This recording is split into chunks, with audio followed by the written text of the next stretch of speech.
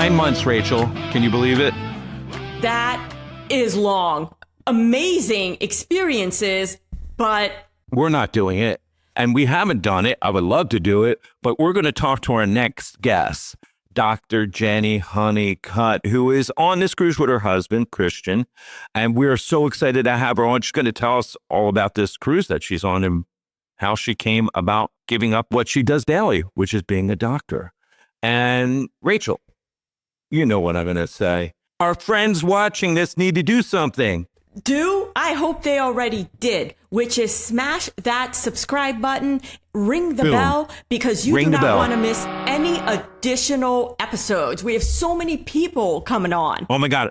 We have so many guests we talked to already, and we're going to be interviewing cruisers, cruise staff, celebrities, much more. People from different cruise lines that work in different positions like marketing and all that good stuff. So we get the inside dirt. But each week we're going to bring you a new episode. We'd love to hear your comments. But shall we get into this? Because I'm already 9 months. Geez, that's a long time. How about we go? Hey, everybody. Welcome to Cruise Ship Explorers. We're so excited about our guests.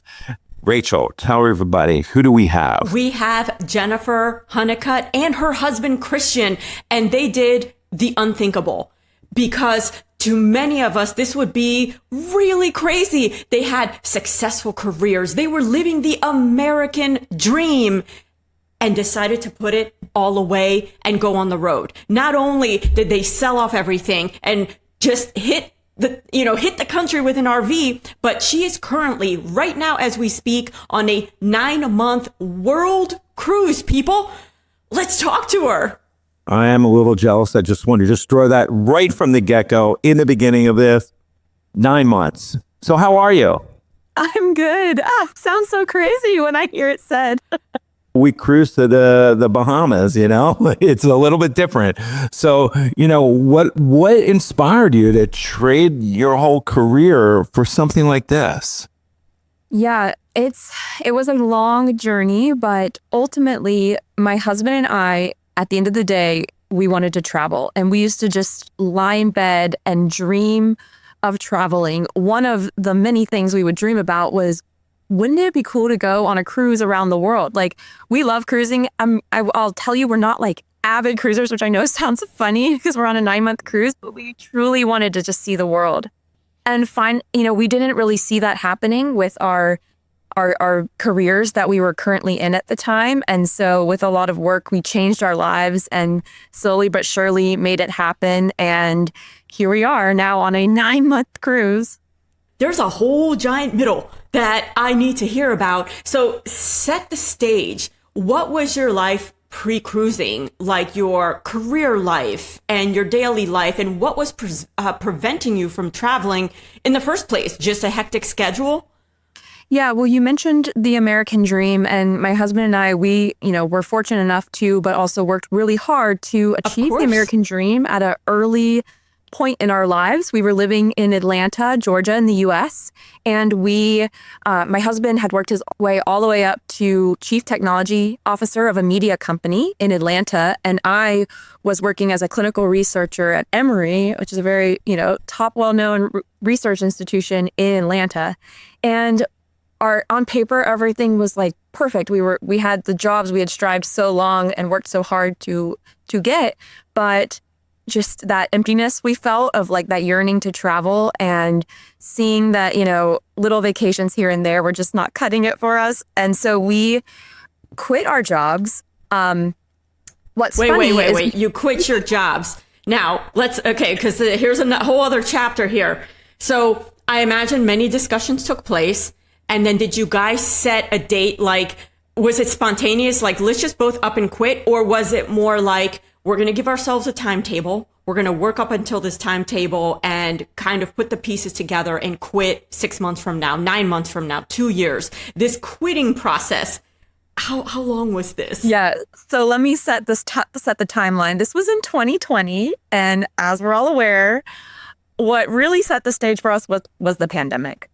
So on my husband's side, he had quit his job right before the shutdown in the US. So he was like, well, shoot, I just quit my job. And I was exiting my job. I had already given notice. We didn't set a date, but I was actually still pushing for going remote with my work, and they were pushing back. So I had already been probably like 40% remote in my job. And I was like, I could do this 100% remote. Let's work this out. And that's kind of the crazy thing is then the pandemic happened and was like, wow, we all had to go remote to an extent. And this is way more feasible than we thought. So I ended up staying in my job longer than I wanted, which kind of delayed our timeline a little bit, but also the world was shut down. So there was no travel happening on our end. And then after that, okay, so you guys quit your jobs. It's the pandemic. And other than just hopping in an RV, doing that for a while and seeing the countryside, you have a house, you have stuff. Like how long did this, okay, we have no jobs now to getting, I guess, did you keep it all in RV for a while? Did you get rid of it? So, like this sounds like drastic. I know, it's me. wild. So we didn't actually have the RV that we have now. We didn't have that yet. So we had been, we had a Land Rover at the time. We were building out a bed in the back. At the time, our goal was to travel around, go to the national parks, stay out of the Land Rover. And that dream was kind of crushed by the pandemic. So we weren't traveling at all. But that time was when we started our own businesses, and we both started our own business. We both helped each other with our businesses, and slowly but surely turned into 100% remote and flexible, where we both could travel and still work. So that was the key for us in being able to do Amazing. the RVing, which happened first. In 2021, we bought an RV and finally got on the road in 2022. And then this cruise started in 2023. And being flexible and being remote through our own businesses is what allowed us to be here today.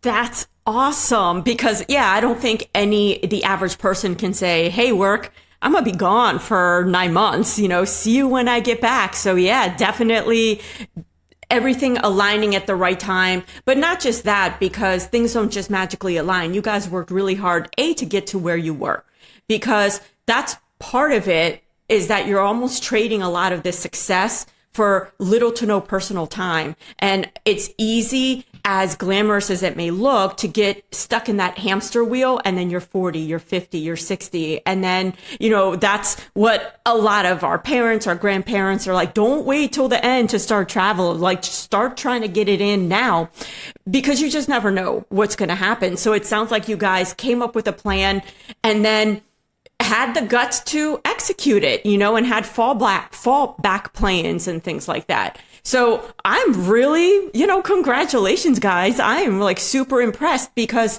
now you run Dr. Jenny Travels. So you're all over social media. I definitely love your website, but that is a difficult business. It's not a business that you start earning on day one. You have to build a lot of content, learn video editing, learn a whole bunch of stuff. So when did you guys start to put your experiences online?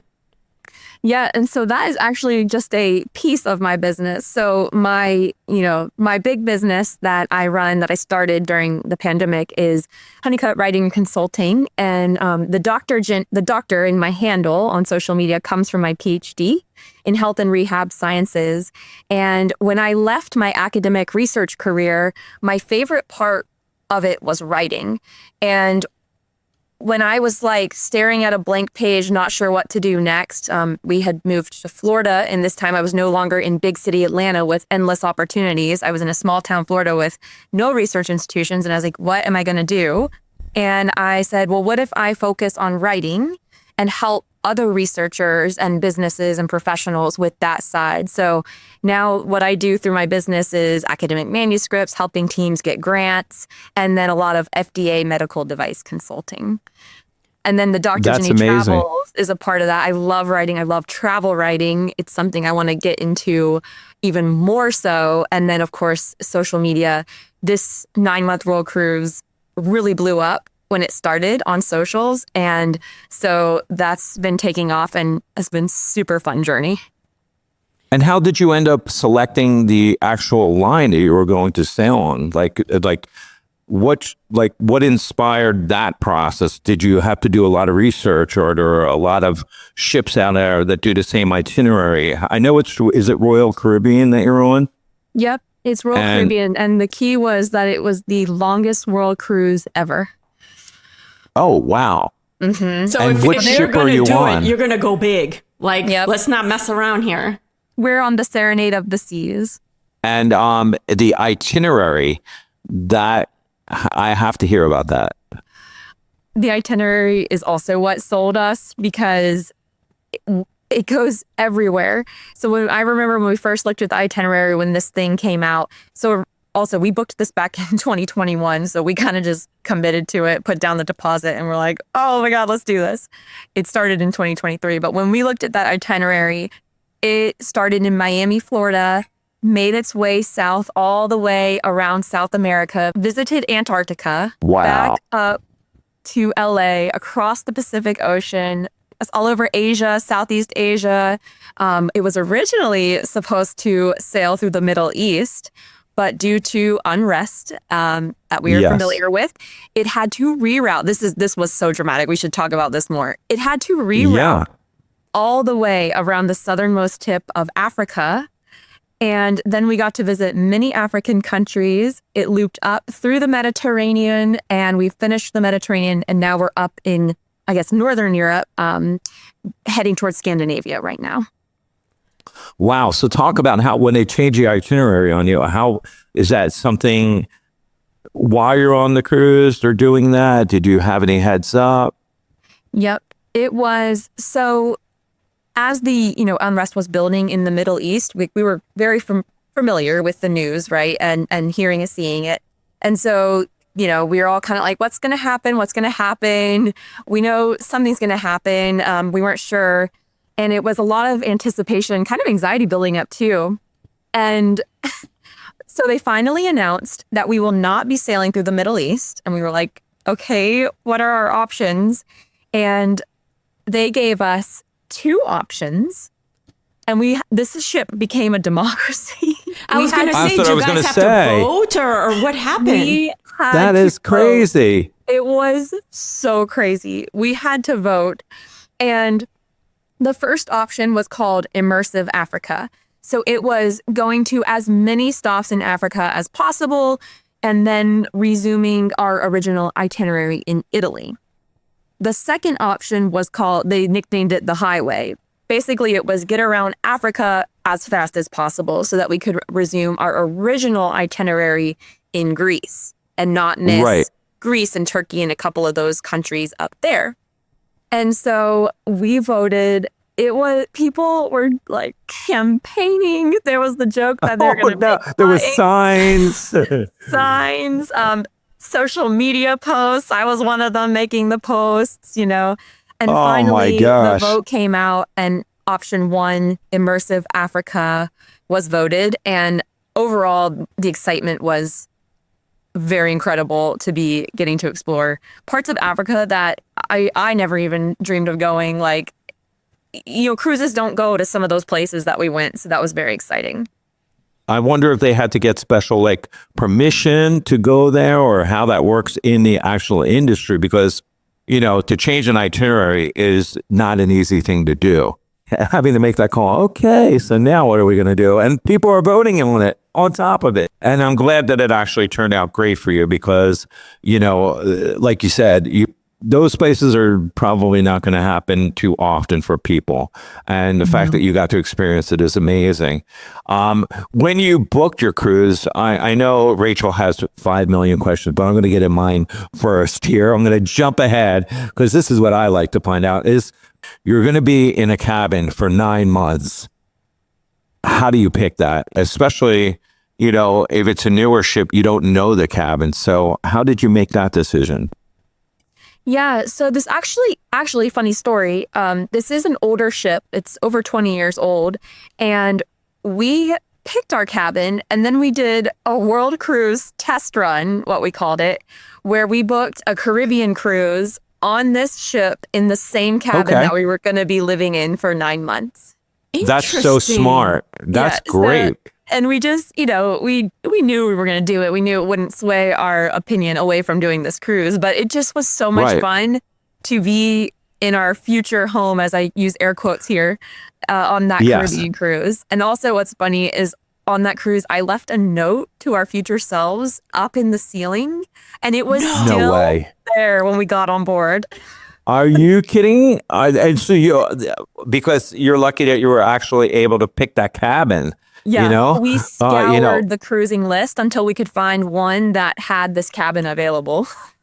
That's so smart. If I ever take the cabin, I'm gonna look upstairs for Jenny's notes. There could I be more know. notes. never know. I would imagine then taking that cruise to test everything out. You were able to test the food, the restaurants, make sure they have a gym if you want that, all that kind of stuff. So tell us about the amenities. How do you find them on the cruise ship? Yeah, we found them great because this cruise has a very nice gym. It also has a rock climbing wall, which my husband's a big boulder or rock climber, so that was exciting that we could kind of keep up our abilities with that, because that's a big activity we do back home, Sure. especially in our home base of Vegas. And we have enjoyed the food, and I'm in an interior cabin, so we chose an interior cabin because that's the price was very good, for an interior cabin, and also we really like interior cabins because they motivate us to get out on the deck. Absolutely.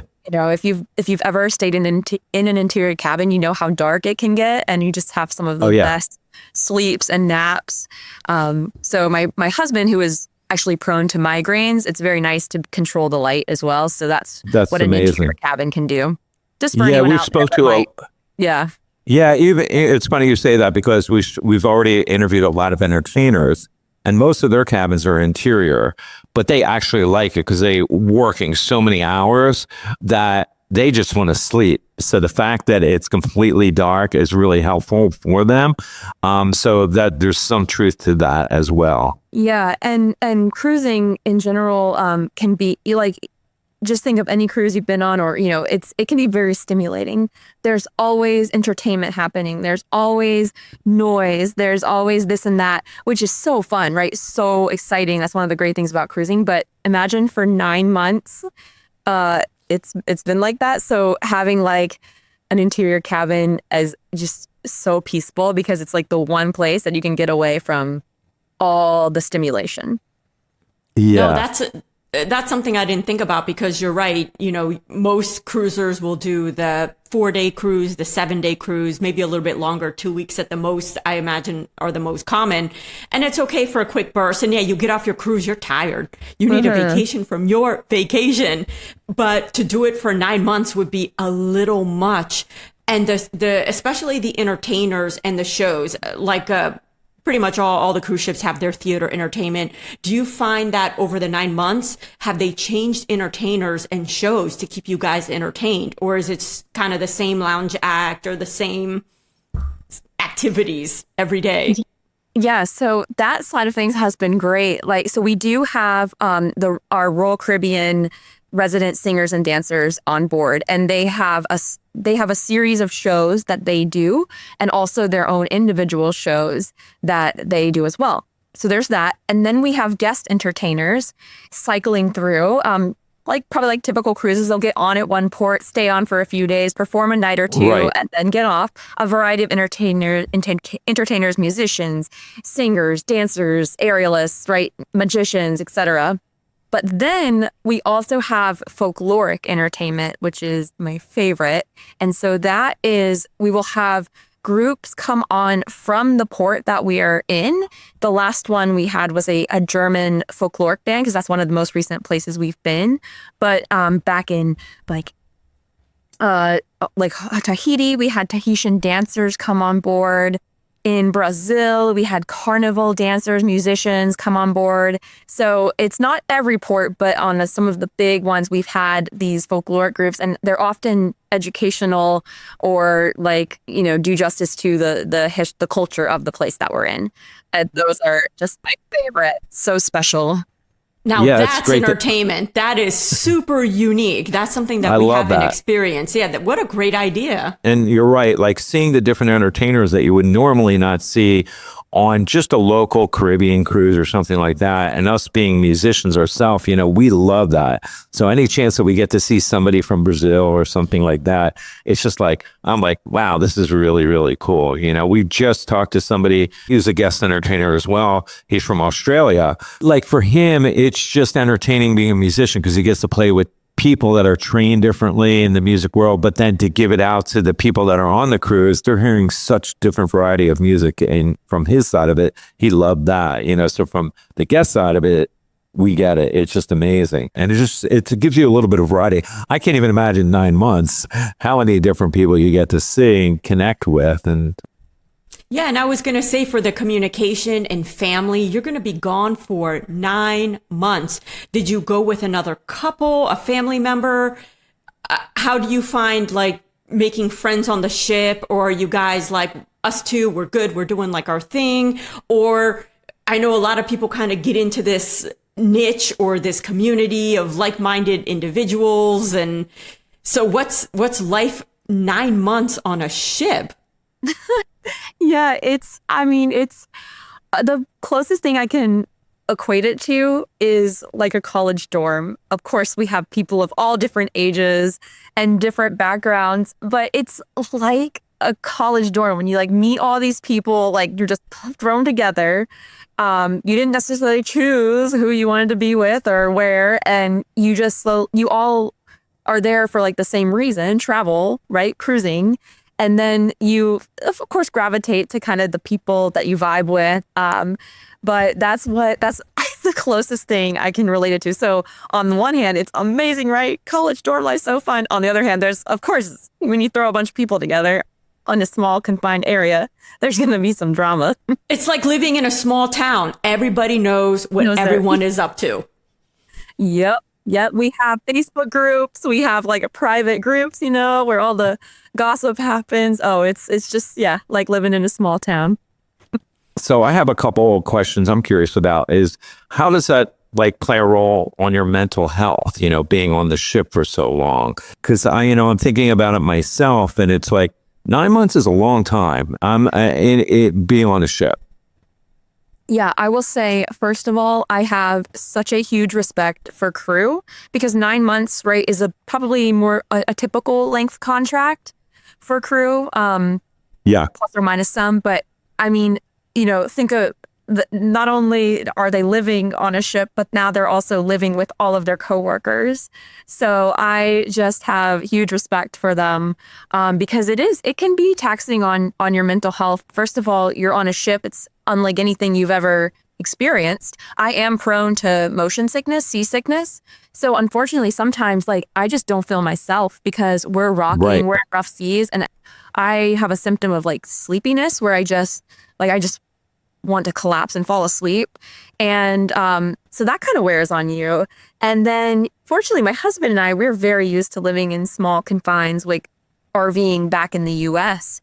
But certainly even we have had to find our groove, and we've definitely seen other couples have to find their groove of going from maybe a very large living situation to a small, tiny living situation. So yes. yeah, it just those kinds of things can wear on you, but you just like with anything, you have to know your boundaries, know when you need some me time or some fresh air, things like that.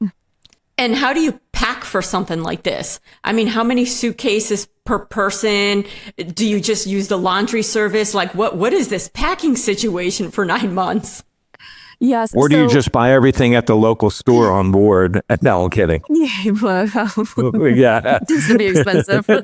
Yes. So two things with this cruise is we included in the fare was wash and fold service. So Okay. we have access to that. But then also before this 9-month cruise set sail, they added laundry facilities to several of the decks. So I do choose to do some of our own laundry, like nice dresses, dry fits, like a couple things like that. And that way, so we are able to do laundry. Having said that, though, we brought a lot. Again, we live out of our RV, so we basically brought all our entire wardrobe. I think we brought 6 suitcases on, plus backpack. Wow. Wow, that's incredible. I thought like when we first started cruising, we didn't know how to pack for a week cruise. So we had like 2 suitcases each, carry on and all this stuff. And I was like, oh, and we learned real quick, we don't need that much, but 6 suitcases, definitely. But it's, if you think about it, it's 9 months. Now, would you say you brought too much? Could you live without some of the stuff? Absolutely brought too much. Yep. I think a lot of people feel that way too. Again, we are used to like small living, but even my husband and I brought too much. And the thing we, necessarily didn't account for either was, we're going to want to buy stuff when we're traveling around the world. And we have done pretty well where we haven't like gone crazy and bought a ton of stuff. But like when I was in India, I bought the traditional like Indian sari, which is like, whatever you're picturing in your head, like that's it. Glittery Hollywood style, like wrap around 6 meters of fabric kind of dress. Yes. It takes up some space. So it's like, oh. So we've collected things like that along the way. We do have an extra suitcase now, so we will hopefully we will be good. And what about the food? Because I'm curious about that. 9 months, we think about cruises. Okay, you have the buffet and you have the same menu. How do you adjust to that? Yeah, so we have found it great. Actually, so typically cruises, Royal Caribbean does this, but I know a lot of other cruise lines do as well. You have the buffet and then you often have main dining, right? Believe it or not, we rarely ever eat at main dining. And it's just because we've just found the buffet to be really good. We like it. And also main dining is often, not every night is formal night by any means, but it is kind of more of a formal sit down, you have courses, and just we found that we were kind of overeating more when we were going to the main dining rooms. We were just sitting there getting all the courses, the breads, and there's nothing wrong with that. Like most people actually do go to main dining, but once we got over the, oh my gosh, all you can eat, like it's actually quite easy to eat pretty healthy on a cruise because there are options, the salad bar, the fresh, like the meats. And on this cruise in particular, they're picking, they couldn't plan out the 9 months just from the food they got at the first port. So we've had to pick up food along the way. So that's been interesting too, because for example, the watermelon, like we love watermelon, and it's funny how it has changed in taste and flavor and seeds and color. Isn't that neat? World. Yeah. Yeah. I mean, we say the same thing. We like to eat a lot of salads, and we don't go often on a 2-week cruise, but when we do, that we would notice that it would change up a little bit, just to even the fruits, but it's interesting because we love that kind of stuff, but it's definitely keeps it, interesting, especially being on, such a long time, like you're saying, Yeah. And this cruise, again, with the immersive aspect of it, this is something we knew back when we first booked as well. It's something they've really done well on this cruise is, as we're traveling around the world, they'll have like ethnic foods local to that place. So whether they make it on board or they pick it up, like we were actually just the other day, we were commenting how good the desserts were. This is back from when we were in Portugal. There's this famous little like souffle kind of dessert. We're like, man, y'all made those so good. Like amazing job. They tasted just like out there. Like, well, yeah, because we picked them up from out there. So that's been really cool in that we've had food. Not just, they picked up food from the store there, but they've actually picked up or made food that is ethnic to that country. And that's really fun to try the different foods around the world. That's one of the things that we like with the buffet as well, although not as long of a cruise ship journey, but every night is a different theme, like an Indian theme or an Asian theme. And it's not like the typical what a restaurant thinks you're going to eat, because you are in an authentic multicultural situation with the crew. The food is much more authentic. And I know what you mean about the dining. A lot of times I just like to be casual, eat when I want to eat. Sometimes you want to dine and dash, because you just want to hang out somewhere else. And you don't want to sit at the table and just kind of like wait, because sometimes they are behind. Like we've been in situations where they're like overcrowded and they're doing the best they can, but definitely huge points for the buffet. So for anybody thinking about doing this length of a cruise, what are anything, I imagine you guys did immense planning, but is there anything that you're like, wow, there's no way to plan for this, or we overlooked this and we should have thought, like any surprises that people planning aren't thinking about looking at, but it's like, I got one, heads 6 up. suitcases. No 6 suitcases. Yeah. That's a really good question. What came to my mind was, yes, you need less than you think, and allow space for buying things around the world, right? Don't go crazy, but you're going to want to buy souvenirs. And we kind of like to search for functional souvenirs. So that could be clothes, for example, like chopsticks in Japan that you could go use back at home. So that's kind of what we personally are looking for. Again, we haven't gone too crazy with buying too much, but yeah, you need less than you think, and leave room for those special things that you are going to find around the world. Yeah, those unique things. Yeah. So out of this entire itinerary so far, what is the one, if somebody obviously can't do a 9-month cruise, but if they could do a separate cruise, be like, this should be your top spot, like top itinerary, top destination, do this one first. Oh man. Okay. Top spot. And the top spot that I want to go back to as well, is Antarctica. Like, for the listeners, if you ever get a chance to go to Antarctica, whether it be just a cruising by or an actual like expedition, do it, because Rachel, you hear that? I'm into that. It's like once in a lifetime. So we didn't actually step foot on Antarctica. We are too large of a cruise ship to like tender boats out to the land. So it went way up on our bucket list to go back. Having said that, going to Antarctica in any form or fashion is not cheap. So if you get any chance to or can, that's by far my top recommendation. It's just so otherworldly. It's been a lot of people's favorite spot that we've gone to. How about excursions? Did you, I have a 2-part question here. So excursions.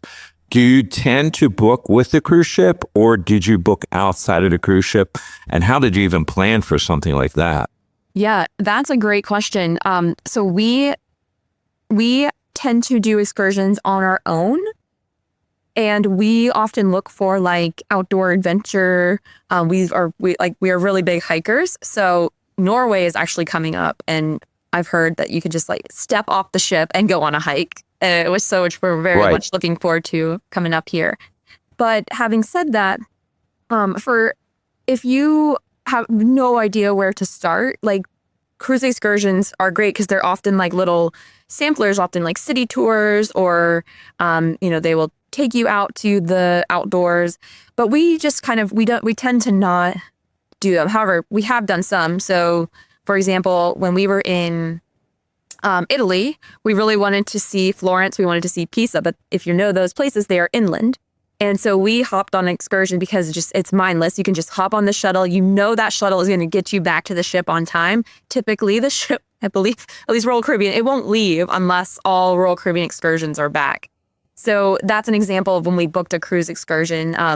Outside of this cruise, when we did the Caribbean, so Southern Caribbean, we really wanted to see the Panama Canal, and planning it on our own kind of felt a little daunting. So we're like, all right, well, let's just book the excursion because we know that shuttle will get us there. We know we'll get to see it. We know we'll get back in time because it was quite far from where we were ported. So those are just a few examples of like when we would do that. But typically we're out there on our own. Even in Africa, we hopped off the ship. We talked to local tour guides right there at the port, and we're on our way. So yeah, we're the same way. I highly recommend that. Yeah, we're kind of the same way. We try and, if we can, we book, pretty much on our own and do the research, and also make sure that we get back to the ship on time. We definitely don't want to be one of those pier runners. But yeah, there's definitely a mix. Your first-time cruisers, it might be safer for them to book through the cruise ship if they don't know exactly what they're doing or they're not good at researching. So we kind of recommend both, but for our own experience where we just came back from Mediterranean cruise as well, it was the same thing. We decided we're going to do everything on our own.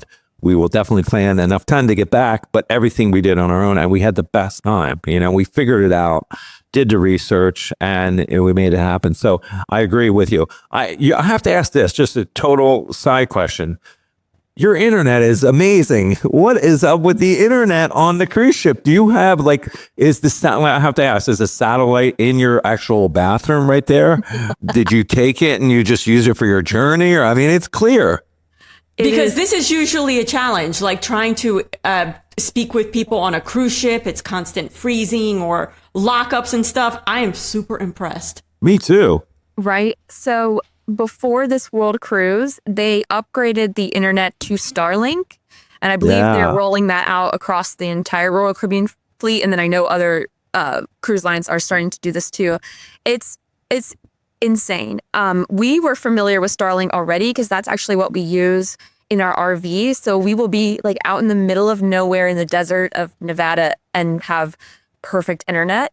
And so we felt pretty confident that this cruise the internet was going to be pretty good for our work. We're certainly not working full time, but we are maintaining our businesses from the ship. Right. It was very important that we had good internet. And actually, when we booked this cruise, that was one of the first things we asked is there going to be reliable internet? Because I don't think we can necessarily do this if we don't have internet. And then I also believe that's why this cruise went so viral, because when it started, we were all posting at the same time, it went crazy on TikTok. Absolutely crazy. I know. I love following your adventures there, and you have such great content. And you said you do all the editing yourself. So, props to you. I think you're doing a great job at just documenting everything that you're doing, and we enjoy it. And I told Rachel when I initially found you online, I'm like, check this person out, because we were trying to find everybody and anybody, and then I saw yours. I'm like, I wonder if she would have time. And then the first thing that came to my mind was, if you're actually still on this ship, are we going to be choppy internet? What's it going to be like? Because we actually had just done, when I found you, I just did an interview with a band member in one of the pit bands in the orchestra, and he was on this ship, and it was freezing, this and that. And I said, all right, we're going to have to do this when you're on land. But yeah, I'm impressed, and you're right. Starlink it changed the internet, drastically for people on the road. It was because it was impossible. Even I was doing internet marketing. To upload a video, it would take 2 days. And if the connection dropped, you had to start all over again. You couldn't do long enough trips. You'd have to do something short because the internet was always unreliable. And with you guys being remote, you have to continue to work. So how are you maintaining, first of all, how many sea days you have, and what's your work and then playtime schedule looking like? Is the block of time the same every day? Every morning we're going to do this time and then go have fun? No, I wish I could say I'm balancing it perfectly, but I am not. When we did have sea days, it was a lot easier. But right now in Europe, and this is probably the case with other European cruises as well, all the places are so close to one another. We have no sea days. So today we just started a stretch of 17 straight port days. So we have no sea for 18 days.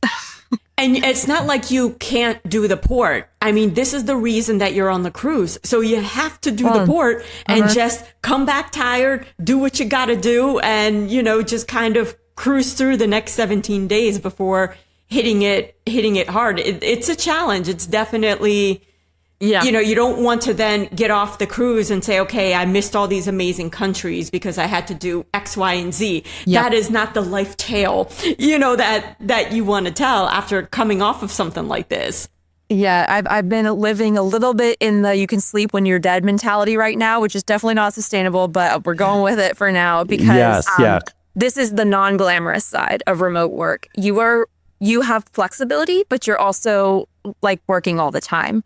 So it's gotten a lot better now because even right now it's a reasonable time. It's like around dinner time and I'm talking with y'all, no problem. But back when we were in Asia, Australia, I was taking calls at 12 a.m., 1 a.m. because that was normal time where most of my clients are back in the US. So knowing that this Europe segment was going to be so crazy, fortunately, again, the whole flexibility piece, we were able to kind of scale our businesses back a little bit with this part of the cruise, because it is what comes first right now is seeing the world, like seeing the places we're going. Yeah. But 17 days of port days, it's impossible to go hard every day. So we triage a bit, and sometimes we have just the chillest days where we just go find a coffee shop or a restaurant and just feel the vibe and just chill. So, and sometimes that ends up being the best excursion because you really end up traveling like the locals do, going to their spots and things. And the attractions are cool, but they're crowded and you can't do as many of them as you think you can,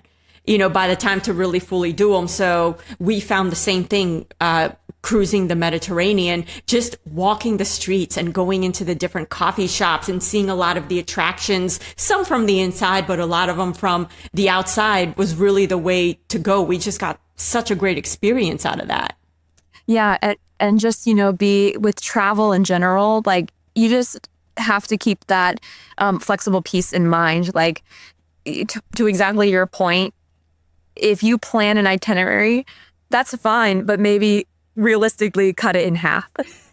And that's what it's so true, because it turns into stress where you're like, okay, hurry, pick up the pace. We're like an hour late. Now we're going to have to like double time it to this one. And it just becomes very stressful. And I found the days that we were just walking around with kind of no plan, a loose map of what we wanted to do. I love those. Yeah. We'll get to what we get to. And also that affects who you want to travel with, because not everyone is like that. We like kind of going ourselves and having that flexibility because we both are the same. Now, if the spouses aren't the same, that makes it a little bit more difficult. Someone were like, here is your Excel spreadsheet with all of the attractions with time signatures of when we have to be at all the, some people are like that. They're organized. Heck, got to give them credit because they get it all in. But I'd be so tired to enjoy it. Yep. So, Jenny, are you guys looking now online at the next adventure you're going to take? And what is that? Yeah. So our Because next. some people get the bug, And Oh my gosh. Yes, we have the bug big time. We've done some pretty awesome stuff even outside of this cruise, which I'm just so fortunate for, and just it's amazing. But then actually the next big adventure, which is kind of just our life of getting back to Las Vegas, is we will trek back across the US. And we are so when we return to Miami, our truck is in Florida. So we will see my husband's family in Florida. We have a little bit of business to take care of as well. So that's kind of exciting to like get back to like a little bit of that as well. And then absolutely, we are going to visit my family in South Carolina. I have a little 1-year-old niece, which I am dying to hug. Yeah. So cute. Then we're going to trek across the country, which some people dream of doing that, right? It's so crazy. And visit as many friends and family as possible. And what's cool is we're going to be visiting some of our friends from this world cruise as well, who are like along the way. So that's amazing. And how long will that journey last? We're trying to do it in 3 weeks. So okay. Our RV is stored in Las Vegas. So our goal is to get back and get it out of storage right before the next month kicks in. And then we will be back to RV life. Wow. And then are you thinking any thoughts after that into the future, what the next journey is going to be? Well, what's funny is I was just looking at another cruise today. Yeah, I knew it. I knew it. I know. I was like, come on. We know she's going to say it. Yeah. So funny, not so funny story. When we started this cruise, my husband had to miss quite a few ports, actually all the ABC islands, because he got COVID and was quarantined to our room. So that was not the most fun way to start. But because we missed, well, I went out on my own, but he missed all these ports. So we're like, we got to go back to the ABC Islands. And so I was just looking at some Southern Caribbean cruises that would also include Panama and Colombia and the ABC Islands. So. Oh my God. Yeah. And do you have are you going to stick with Royal Caribbean? Do you have any other like lines that you want to try? Oh, well, I would love to try Virgin, but we've never done a Virgin cruise, but I've heard that they're awesome. Adult only also sounds Yes, really yes. nice now. Yes, no, I get it. We get some it. amazing kids, but we've been with they've become our family, the kids on board. Right, of course. Yeah, and you need a little bit of a break at some Adult point, playtime now, Yeah. Adults only sounds very appealing, but we will stay loyal to Royal, because the nice thing about this World Cruise is they awarded the points as usual. And so we have achieved quite a bit of status from 274 days of cruising. Oh my God, I can't even imagine. What are you guys now, captains? I mean, it's crazy. No, that's and you know what? You do get some perks. You know, having the loyalty points and getting different things. You know, there is something to be said about that, and you know, we like that too. You know, we do a lot of Norwegian line cruises, but you know, we do want to try Virgin. We want to try some different things, but you know, there is something to be said about staying loyal to one line. No, that's awesome. And Jenny, do you have any stuff that you want to promote? You know, we love promoting people's stuff. Is there, you know, well, first of all, tell everybody where they can find you. So I'm on all platforms, mainly TikTok, but of course Instagram and Facebook. I have a YouTube channel as well. The handle is Dr. Jenny Travels. So that's Dr. Jenny Travels, Dr. Jenny Travels. But more intimately, I do have an email subscription because I'm sure, as you know, with social media, especially TikTok, it's so all over the place sometimes, and the algorithm will push you at one point and then not show a darn thing in the next time. So I really wanted to connect like on a deeper level with my followers. So I have an email subscription list, which is where I'm going to be announcing new plans and upcoming things. And that can be found in the link in my bio of my platform. Okay, that's amazing. That's great. You know, everybody has to go check her out, because I think I might have spent 9 months checking you out online. No, I'm kidding. But I did spend some time. I was telling Rachel, I was like, I look up at the clock and there's hours going, you know. You have a lot of content there on all the platforms. And we totally enjoyed this conversation. We would love to have you back to hear about future travels if you'd love to come back, you know, at a future date. Rachel, did we miss? Well, I know what you're going to say, Rachel. Go ahead, say it. I mean, we covered a lot. The American dream to pivoting and doing something that really fulfilled the soul, and, you know, living it out as best they can and achieving that, balancing their work, getting remote jobs. I mean, we covered a ton. And so we got to leave some for when she comes back. Hey, everybody. Thank you so much for joining us on this episode. That was a great episode. We hope you enjoyed it. Great guests. We're super excited. Each week, we're going to bring you a new interview with cruise staff featuring entertainers, cruise chefs, cruise directors, bartenders, whoever we can find, as well as cruisers themselves that tell their individual stories. And we're going to have special guest celebrities. Theme cruises are super big, so we're going to be interviewing a bunch of people. But Rachel, tell them what they need to do to be notified each week. What do you mean, do? They should have did. So if you haven't already, smash that subscribe button. That way you don't miss any future episodes. And if you want to watch some of the previous episodes, the best place to do that is our website. And that is cruiseshipexplorers.com. Okay, everybody, you heard it, cruiseshipexplorers.com. Join us each week. We're super excited. Till the next time, see you then.